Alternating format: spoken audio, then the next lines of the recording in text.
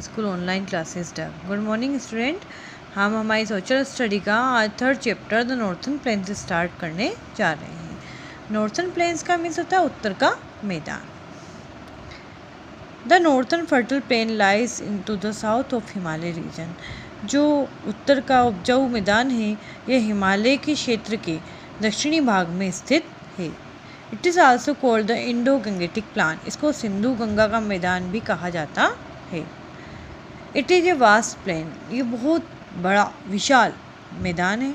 And level land between the Himalaya in the north and Deccan plateau in the south. और दक्षिण के जो दक्कन का पठार है वहाँ और उत्तर में जो हिमालय है उसके बीच में एक समतल भूमि है। लेवल लैंड मतलब समतल भूमि है इन दोनों के बीच में। From Punjab in the west, और पश्चिम में जो पंजाब है वहाँ से, असम इन द ईस्ट, और पूर्व में असम है वहाँ तक। This plain is about 2400 kilometre long. ये जो मैदान है ये 2400 किलोमीटर लंबा है। And its width varies from 150 kilometre in the east to about 300 kilometre in the west. और इसकी जो चौड़ाई है वो 150 किलोमीटर पूर्व से लेकर 300 किलोमीटर पश्चिम तक फैली हुई इसकी चौड़ाई है। The state of Punjab, Haryana, Uttar Pradesh, Bihar, West Bengal, some parts of Assam and Delhi lie in this region. Uttar Pradesh, Bihar, West Bengal, Assam का कुछ भाग और जो दिल्ली है वो भी इस क्षेत्र में पड़ते हैं। The soil of this plain consists of the sediment brought down by the rivers from Himalaya. और जो यहाँ की मिट्टी है, जो soil of this plain, इस मैदान की, प्लेन मतलब मैदान और soil मतलब मिट्टी, जो इस मैदान की जो मिट्टी है उसमें सेडिमेंट शामिल है मतलब गाद शामिल है, जो कि लाई गई है, ब्रॉट डाउन मतलब लाई गई है by the reverse from Himalaya. Himalaya से जो नदियाँ बहती है उनके द्वारा यहाँ की मिट्टी लाई गई है।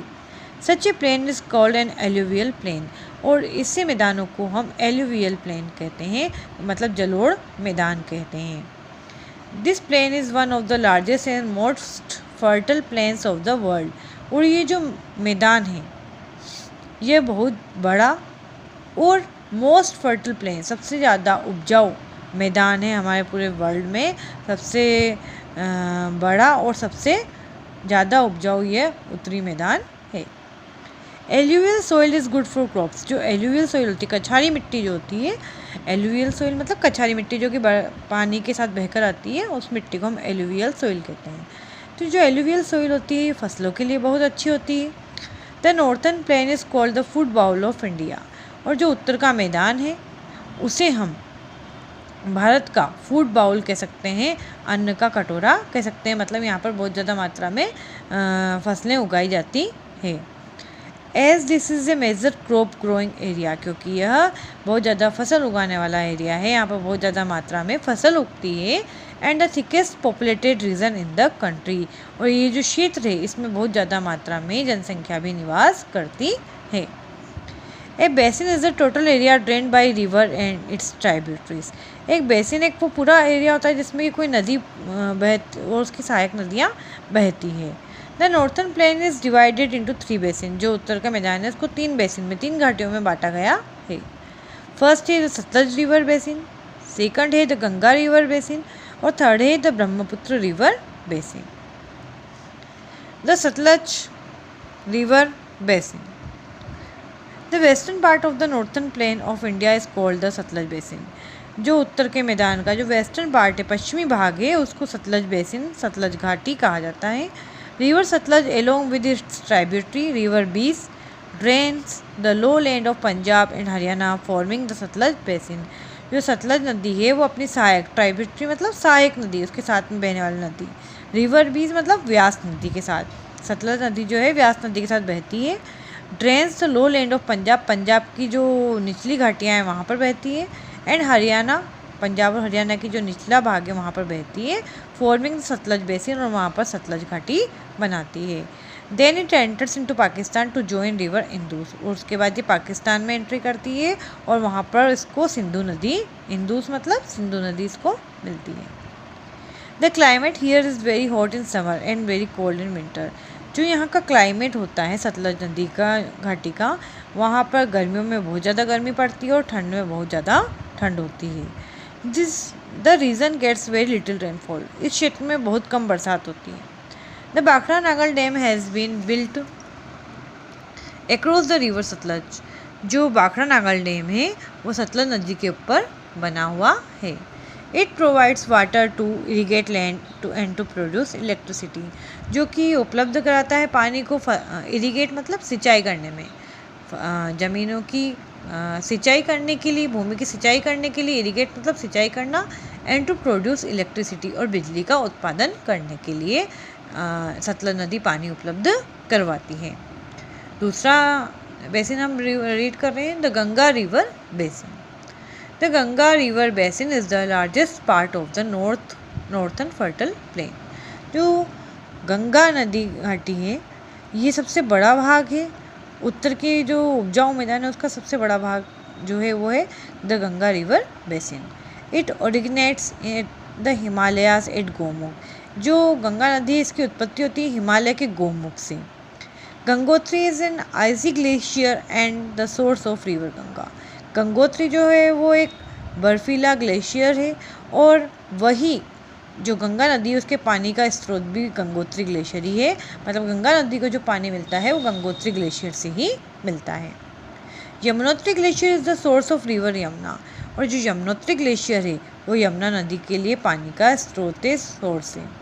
The Ganga and the Yamuna join at a place near Allahabad. जो गंगा और यमुना नदी है वह इलाहाबाद के पास में मिलती है, नाउन एज द संगम, और उस स्थान को संगम के नाम से जाना जाता है।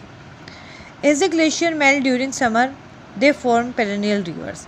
जब ग्लेशियर जो होते हैं, जो बर्फ़ की बहने वाली नदियाँ होती है, तो ये जब मेल्ट होते हैं गर्मी में, दे फॉर्म पेरेनियल रिवर्स, तो इससे 12मासी नदियाँ निकलती है, मतलब जिसमें हमेशा पानी रहता है। पेरेनियल मतलब 12मासी या हमेशा बहने वाली। Reverse Alaknanda, Bhagirathi and Mandakini join the Ganga on its course, and by the time of river Ganga reaches the plains and enters Haridwar, it becomes a big and mighty river carrying a large volume of water.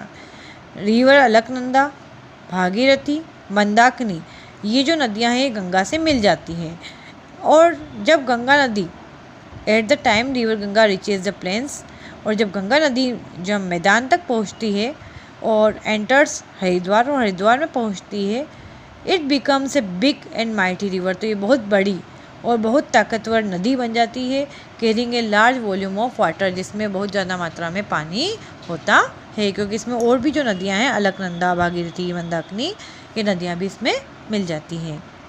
Other than Ganga, Ganga के अलावा a large number of other rivers also flow through the northern plains, इसके अलावा भी और कई नदियां हैं जो कि इस उत्तर के मैदान में बहती हैं। Some of them are Yamuna, Ghaghara, Gandak, कोसियाना, ब्रह्मपुत्र। कुछ नदियों के नाम है यमुना, घाघरा, गंडक, कोसी, ब्रह्मपुत्र, ये नदियां भी नॉर्थन प्लेन्स में बहती है। Rivers Chambal, Betwa and Son join the Ganga from the south. जो चंबल नदी है, बेतवा नदी है और सोन नदी है, यह दक्षिण की तरफ से गंगा को ज्वाइन कर लेती है, गंगा नदी में शामिल हो जाती है। द गंगा फ्लोज दो उत्तराखंड, उत्तर प्रदेश, बिहार एंड वेस्ट बंगाल। जो गंगा नदी है उत्तराखंड में, उत्तर प्रदेश में, बिहार और वेस्ट बंगाल में बहती है। When the Ganga reaches the West Bengal, it splits into 2 stream और ब्रांचेज। जब गंगा नदी पश्चिमी बंगाल में पहुंच जाती है तो ये 2 धाराओं में विभाजित हो जाती है। One stream enters West Bengal and it's called the Hooghly. इसकी एक शाखा वेस्ट बंगाल की तरफ जाती है जहाँ इस नदी को हुगली नदी कहा जाता है। And the other stream enters Bangladesh which is called Padma. और जो दूसरी धारा है वो बांग्लादेश की तरफ जाती है जहाँ पर इस नदी को, गंगा नदी को ही पद्मा कहा जाता है। Kolkata is situated on the bank of the river Hooghly. जो कलकत्ता नगर है वह हुगली नदी के किनारे पर बसा हुआ है। From here the river tern south words and joins Brahmaputra. यहाँ से जो नदी है वो दक्षिण की तरफ बढ़ती है और ब्रह्मपुत्र नदी के साथ शामिल हो जाती है। This 2 rivers flow into the bay of Bengal. और ये जो नदियाँ हैं गंगा ब्रह्मपुत्र, ये है बंगाल की खाड़ी में, बे ऑफ बंगाल बंगाल की खाड़ी में जाकर गिरती है।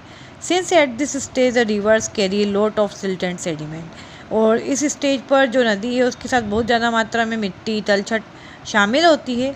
They flow slowly and divide into numerous channels called distributaries. तो ये जो नदी है इसके अंदर बहुत ज़्यादा मात्रा में सिल्ट और सेडिमेंट इकट्ठा हो जाता है, तो नदियाँ अब धीरे बहने लगती है और कई सारी धाराओं में विभाजित हो जाती है। डिस्ट्रीब्यूटरीज मतलब वितरिका या भागों में बढ़ जाती है। Which form a triangular shaped low lying area at the mouth of the river. और यह एक ट्राइंगुलर मतलब त्रिकोण का शेप, त्रिभुज का शेप ये बना लेती है। जो निचले इलाके हैं वहाँ पर नदी के मुहाने पर एक त्रिकोण का शेप बना लेती है।